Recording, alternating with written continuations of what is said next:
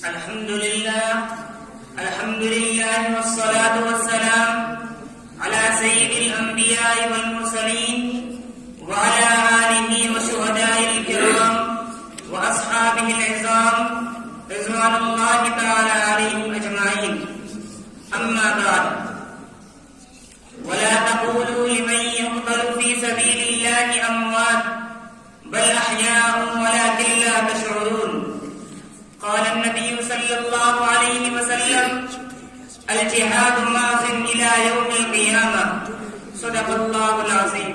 حمد و ثنا رب العالمین، خالق دو جہاں کے لیے درود و سلام آقائے دو جہاں، فخر موجودات، رحمت کائنات، خاتم النبیین والمرسلین، امام الانبیاء، رحمت للعالمین، ہادی سبل، رحمت کل، طٰہٰ و یاسین، مزمل و مدثر محمد عربی صلی اللہ علیہ وسلم کے لیے اسٹیج پر رونق افروز علماء کرام اور معزز حاضرین، آج کی اس حسین مجلس میں اور معزز علماء کرام کی موجودگی میں مجھ جیسے بے علم آدمی کا کچھ عرض کرنا ایسا ہے جیسے سورج کے سامنے چراغ جلانا، لیکن بڑوں کا حکم مانتے ہوئے اپنی اسلام کی غرض سے ایسے ہی جرأت کر لیا ہوں. دعا فرمائیں کہ اللہ تعالیٰ اپنی رضا کی باتیں میری زبان سے کہلوا دے. دوستو، آج میں جس موضوع کو لے کر آیا ہوں اور جو عرض کرنا ہے وہ شہداء اسلام کا موضوع ہے. شہداء اسلام کے سب سے پہلے مصداق اور اولین درجہ رکھنے والے صحابہ کی مقدس جماعت ہے، جن کی طبیعت میں شہادت کا جذبہ اللہ نے پیدا کیا، اور پھر شوق شہادت میں صحابہ کرام رضوان اللہ تعالی علیہم اجمعین نے اپنی جانیں خدا کی راہ میں دینے سے کبھی گریز نہیں کیا.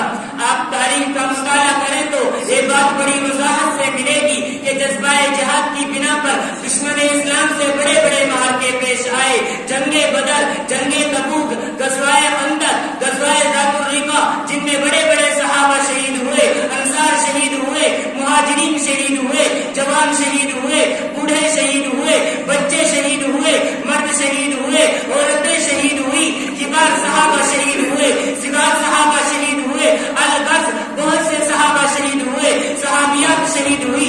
اب مجھے کہنے دیجئے، شہادت اور جذبہ شہادت نہ ہوتا تو کفر نہ مٹتا، ظلم و بربری ختم نہ ہوتی، زندہ درگور کی جانے والی معصوم بچیوں کا مسئلہ حل نہ ہوتا، لا الہ الا اللہ کا ڈنکا نہ بجتا، رسول کی رسالت کا چرچا نہ ہوتا، اسلام کا بول بالا نہ ہوتا، بیت اللہ بتوں سے پاک نہ ہوتا، طواف کا حق نہ ملتا، مسجد نبوی آباد نہ ہوتی، زمزم کا کنواں میسر نہ ہوتا، صفا و مروہ کی سعادت نہ ملتی، اسلام ہندوستان میں بھی نہ آتا.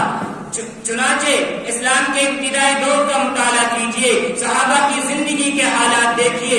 جب ان کو گھر سے بے گھر کیا جا رہا تھا، وطن چھوڑنے پر مجبور کیا جا رہا تھا، ان کے باغات پر قبضہ کر لیا گیا تھا، ان حالات میں جب صحابہ دو چار تھے تو کفار و مشرکین ان کی ظاہری کمزوری کو دیکھ کر جنگ کے لیے للکار رہے تھے، تو صحابہ کرام نے اپنے دلوں میں جذبہ جہاد لے کر حضور صلی اللہ علیہ وسلم کے حکم پر بے خوف و خطر میدان جہاد کی طرف چل پڑے.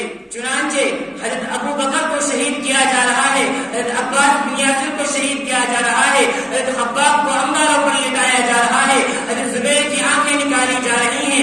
الغرض یہ کہ دیگر صحابہ کرام حضور صلی اللہ علیہ وسلم کے قدم مبارک میں اپنی جان کا نذرانہ پیش کر رہے ہیں. دیکھتے دیکھتے باری آتی ہے حضور صلی اللہ علیہ وسلم کے چچا حضرت حمزہ وہاب کی خدمت میں حاضر ہوتے ہیں اور عرض کرتے ہیں: اے میرے بھتیجے، اب صبر کا پیمانہ لبریز ہو چکا ہے، اب قوت برداشت جواب دے چکی ہے، اس لیے مجھے اجازت دیجیے کہ میدان کارزار میں شریک جنگ ہو کر جا میں شہادت نوش کر لوں.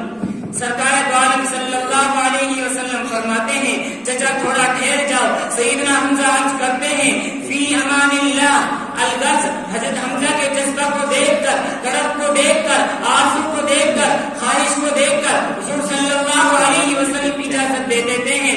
سیدنا حمزہ میدان کارزار کی طرف چل پڑتے ہیں، کفار کے مقابلہ کے لیے میدان جہاد میں اترتے ہیں اور جہاد شروع کرتے ہیں. چنانچہ ایک وہ وقت آتا ہے جب سیدنا حمزہ شہید ہو جاتے ہیں. حضرت حمزہ کی شہادت کا منظر یاد کر کے کلیجہ کانپ جاتا ہے، دماغ فیل ہو جاتا ہے، قلم رک جاتا ہے. سرکار دو عالم صلی اللہ علیہ وسلم اپنے فرماتے ہیں اے میرے پروردگار میرے چچا کی لاش کا کیا حال کر دیا گیا، پاؤں کاٹ دیے گئے، انگلیاں کاٹ دی گئی، ہتھیلیاں نکال دی گئی، آنکھیں نکال دی گئی۔